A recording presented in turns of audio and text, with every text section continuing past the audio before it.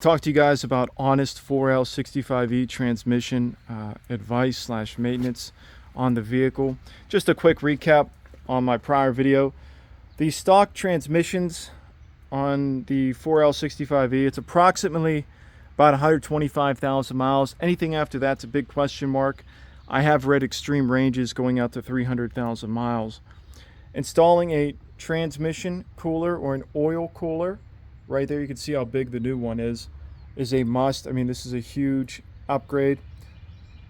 On average, I was probably about 210 on the stock cooler. On the new cooler, I'm about 150, 160. During the winter months, it doesn't move past 100. One of the factors when it comes to the life of your transmission is maintenance of your entire vehicle. If you want to extend the life of your transmission, you really need to take care of all other components on your vehicle. Transmission is kind of like a person. Your car is like a person. If the person takes care of themselves, the transmission is going to last longer. Think of the transmission as the heart of the vehicle. If a person does not take care of themselves, they eat whatever they want, drink whatever they want, smoke whatever they want, that heart's not going to last that long. They're not going to live that long. Heat, lack of maintenance on your transmission, lack of maintenance of your vehicle, driving habits, known defects, and the unknown are what kills the transmission in a vehicle. One of the questions that I received in the comment section was, should you install a Corvette Servo? I actually do have a video on my channel for installation if you do plan on installing it. My response is, well, it depends. If your transmission is off the vehicle and you're rebuilding the transmission, I say yes. Something to keep in mind is these people on YouTube giving advice on transmissions and Corvette servos, they're like actors, mini celebrities. They're not transmission experts. They've never worked on their transmission. What you need to understand is, this 4L65E, these transmissions have known multiple defects. All right, 3/4 input drum, forward piston. So essentially, if you do want to install it, what you are doing is you are putting more power into the transmission with defects, likely higher mileage. Essentially, you are expediting the failure of your transmission. So I would recommend not installing the Corvette Servo for the majority of people. Only install it if you're rebuilding the transmission. One of the places I do get transmission parts is from Whatever It Takes Transmission.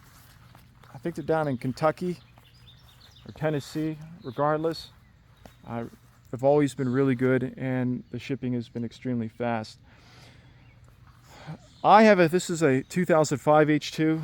There is no drain plug on the transmission. I think from 2003 to 2007, someone correct me if I'm wrong, there isn't a drain plug at all. So that means if you're looking at the transmission pan and you see a drain plug under there, that means likely that the transmission possibly was rebuilt.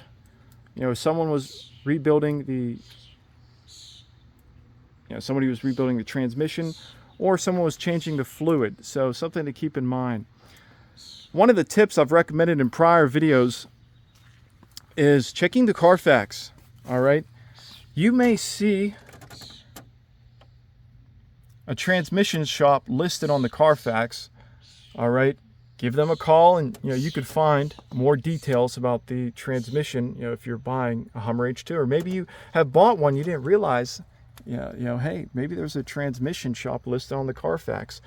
I usually go on Etsy when it comes to getting Carfax. It's about $1 or so save you a couple bucks.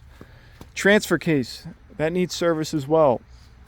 All right, if you're buying a HUMMER H2, or maybe you've bought your H2, take a look at the torque converter. You actually may see a sticker on the torque converter with the date. So the torque converter does have a clutch lining. If you are rebuilding your transmission, you'd want to install a new torque converter as well. So if there is a date on it, it could give you an idea on when the transmission was rebuilt. So I actually noticed a small sticker of mine that said 2016. So for me, I need to go back and say, hey, how many miles did that transmission build last from 2016 until now? All right, moving on. The 3/4 clutches in your transmission, what happens is they get heated up and they're just essentially sticking to the metal. All right, they're sticking to the metal steels. It gets super, the transmission fluid inside the, the steels, it was just all jacked up. I mean, there's actually a video on my channel where I show you guys the steels out of my failed transmission. They were just super black, sticking to the metal. The clutches were super black, sticking to the metal. Something to look out for is Cloud World. They will tell you how there's these little magic particles floating around that hold the clutches together. If you hear someone repeating this propaganda, I'd really advise not to trust them. All right. When it comes to changing transmission fluid on a high mileage vehicle, we'll talk about the Hummer H2 for that matter. How many miles is high mileage? Again, with these transmissions on average lasting 125,000 miles, I'd say anything over 125,000 miles, it's going to be high mileage. On top of that, these vehicles are 20 years old, so I don't really have a perfect answer. Okay, two things are going to happen. One, the transmission may possibly fail within the next few hundred to the next few thousand miles. Essentially, the 3/4 clutch is already gone, and by putting the new fluid in, it's just going to wash away the clutch material on the 3/4 clutches, and thus you lose third and fourth gear. 1 and 2 will still work, but you'll lose 3 and 4. Or your transmission is going to last significantly longer. All right. Something else when it comes to the transmission is 4-gear planetary is better than 5 when it comes to the stock parts. The 5-gear planetary used lower quality materials to save money. So was originally 4 gears, and then they changed it to 5. With the new materials, the 4-gear planetary was failing, and that's why they put a 5th planetary or gear on that planetary. Okay. If you're confused what is a planetary, think of it as a sandwich with gears inside it. When it comes to your transmission, you guys may have likely heard me discuss the 3/4 input drum. That's the Sonex input drum. It's a very, very heavy duty part. So the 3/4 input drum, it really is the difference between a good and a great transmission. A little bit of maintenance talk.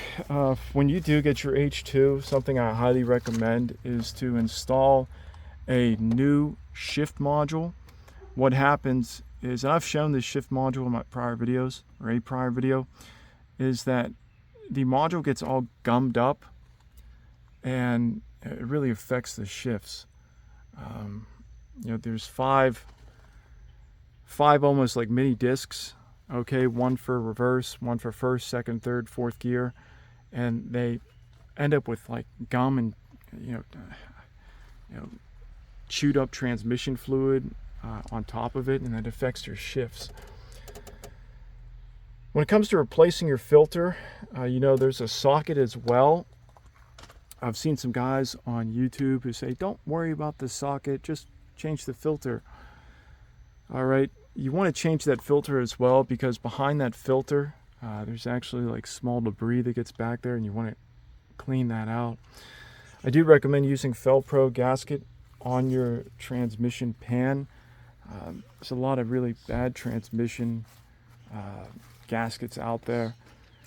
When it comes to magnets, I'd recommend using 2 magnets, 2 GM magnets. They say made in China on them. That is normal.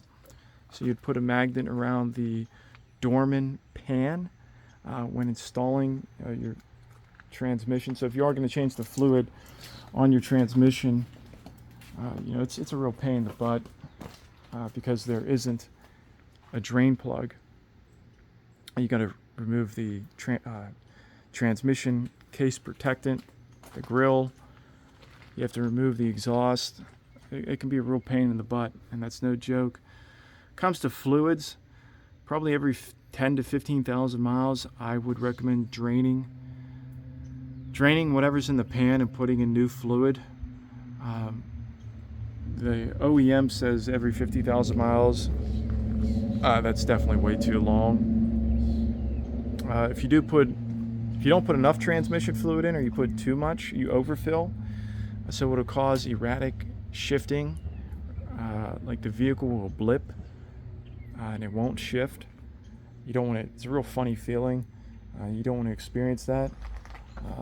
I know someone out there might be asking, well, hey, what about that transmission external cooler? Since it's larger than the stock, do I have to put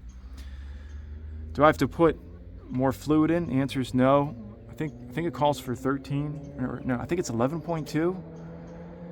Go to amsoil.com and you can read what the recommended, or what the correct amount is when putting fluid in the vehicle. Whatever you drain out, you're going to put exactly in. With that external stock cooler, you don't need more, you don't need less. So and then in the future, I'm going to make a video on flushing versus doing an actual fluid change.